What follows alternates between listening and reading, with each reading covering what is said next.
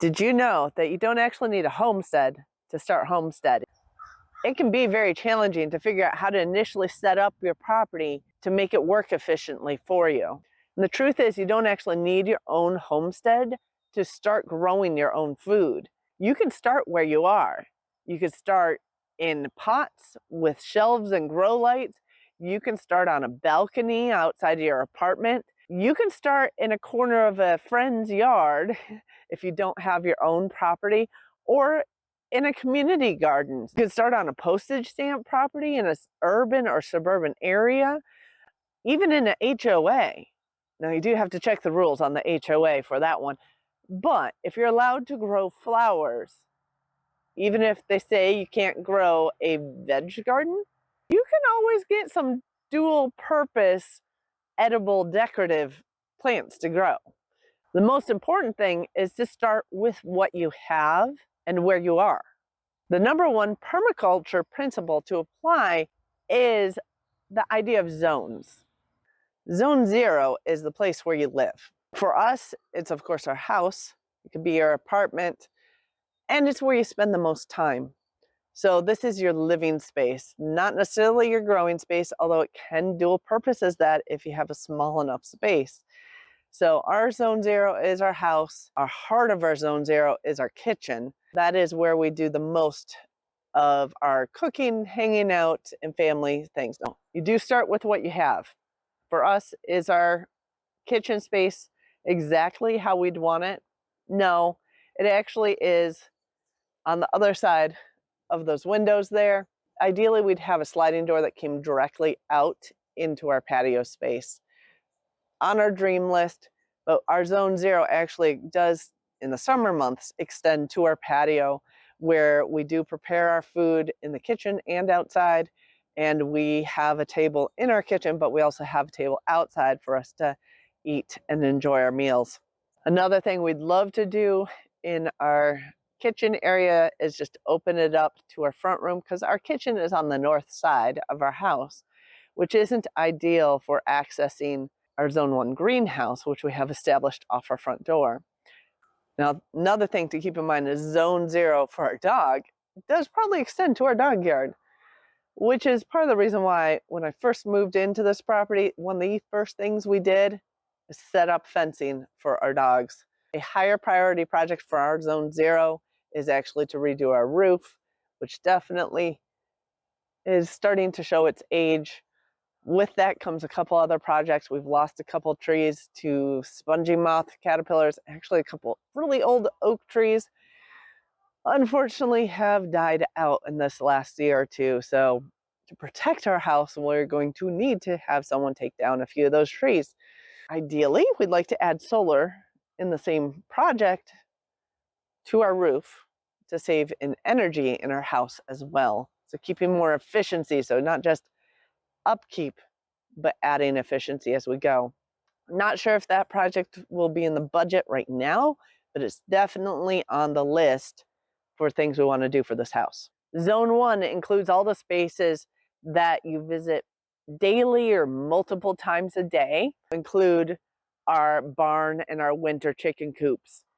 Our barn is a place where we stop every day on our way out to the chickens or on our way out to the garden to grab feed, to grab tools, whatever we need for our projects of the day. The chickens need care. They need to be opened up every morning and fed and closed up every evening. So the chickens are definitely Zone 1, especially winter. Advantage of having the chicken coops, the winter chicken coops especially, right next to your barn is it's efficient.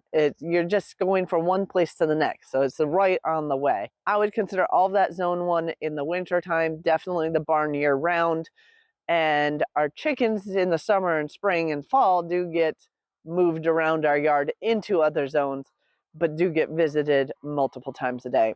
Now, some people do consider their kitchen garden a part of this Zone 1 space. For us, well, I work full-time during the week. My husband has his own business, so our garden is actually more of a Zone 2 space for us. Of course, summer chicken keeping is a whole nother matter. Winter, you don't want to be trudging all over your property through the snow. Summer, you can put them where you want. Now, another thing that we kept in mind our first year, our chickens were in the zone 1 year round and then allowed out to free range. That ended up being a bad idea with all the predators we have in the area. However, we worked with what we had to start.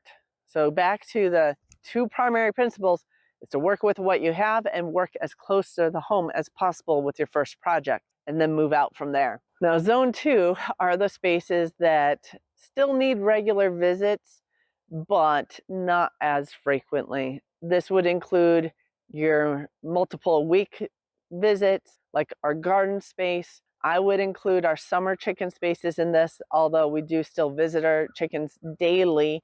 We let them move around our pasture, especially around our garden space. Now, zone 2 is just a little further from the house from zone 1, but still within reach. The reason why we move our chickens into zone 2 for 3 seasons of the year is they get more nutrition from the greens and bugs as we shift them from pasture to pasture.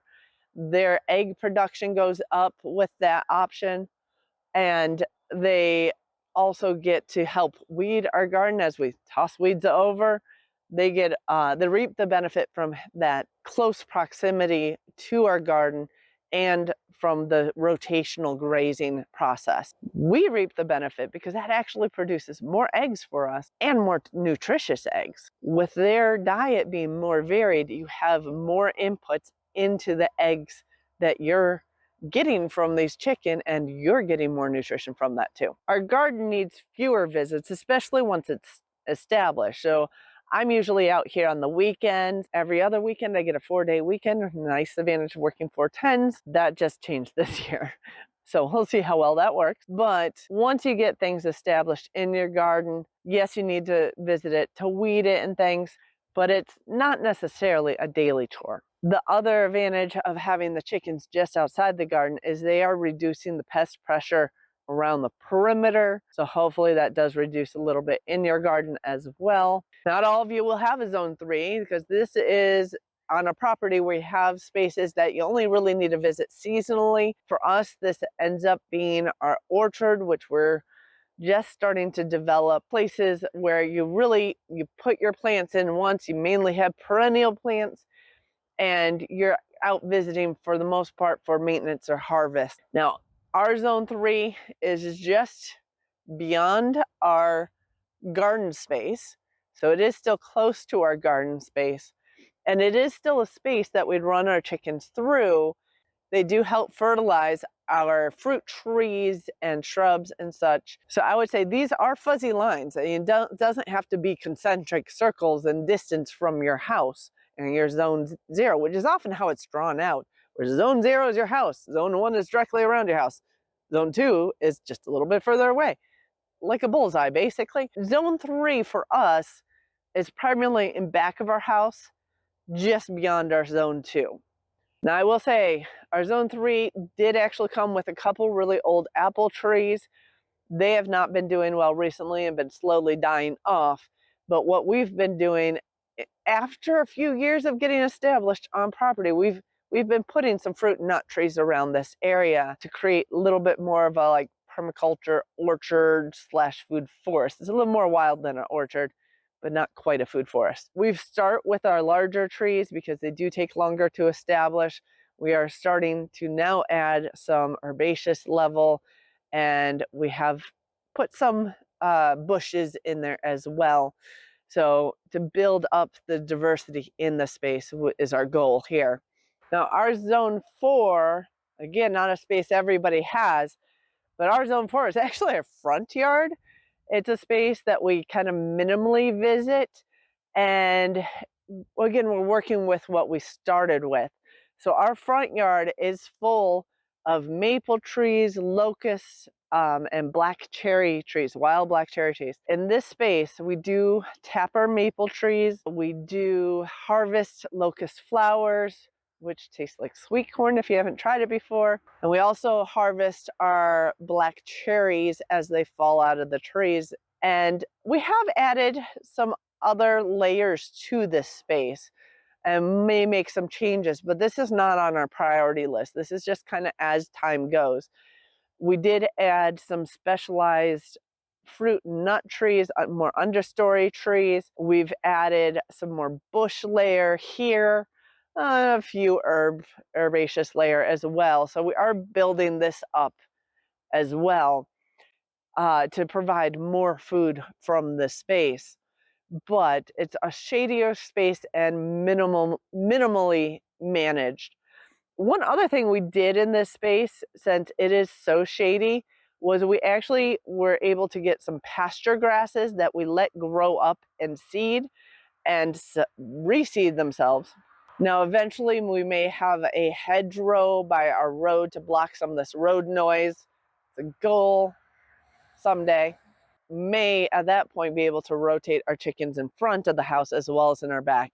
I wouldn't do that at this point just because I don't want that to be a visibility for our neighbors to complain about. But this space is one we actually forage in quite a bit as the seasons progress and minimally maintain.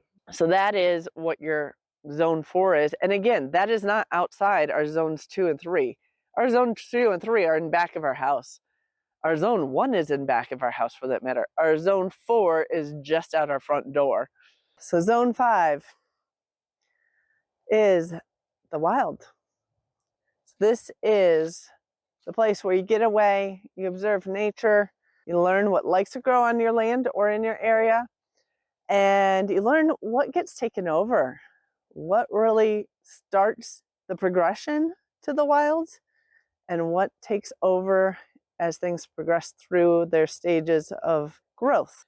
We've even taken seeds from out here in our wild, bee balm or monarda seeds, as well as evening primrose seeds, and moved that into our garden, and also some milkweed seeds and moved those into our garden so that we had some of these wild plants to attract pollinators in our places, and they're forageable. But this is the place where I come to walk, to exercise, to relax, to rejuvenate, to take the dog out, to go foraging. We do maintain our trails here, so you can think of the wilds as completely unmaintained, but we do maintain trails through this area just so it's easier for us to walk the dog and our daughter with less incidents with poison ivy. The plants otherwise are undisturbed. If you have a place like this, it doesn't have to be on your own property. It could be nearby in a local park, which has trail systems. When we were in New York, either house or apartment, we had trails through the Catskill Mountains and through various parks in the area that were quite rugged. And that was one of my favorite places to take the dogs, or to go out and just go hiking and just get out into nature. So it doesn't have to be your personally owned zone 5. You can find a zone 5 near you. And I do highly suggest it because it is a great place to learn and relax and rejuvenate. So if you like these permaculture videos, I'll link some more permaculture concept videos playlist here at the end. I also have a new line of t-shirts coming out. I have the first design done, but more coming. I will link that in the pinned comment below and in the description. So if you're interested in checking that out, I'd love to hear your feedback on those designs. I'd also like to hear about where you're starting. What space do you have to grow your food? In your zone 0, zones 1, do you have more property and starting to think beyond zone 1? Here we have been able to progress enough where we have all 5 zones on our property, all 6 zones technically on our property, but it wasn't always that way. I mean, really, we started in a property that just had zone 0 that we were renting, our apartment with a little balcony. So let me know what you're doing on property, what your plans are, where you're starting, and I'd love to hear your comments on that. But we'll see you with our next video.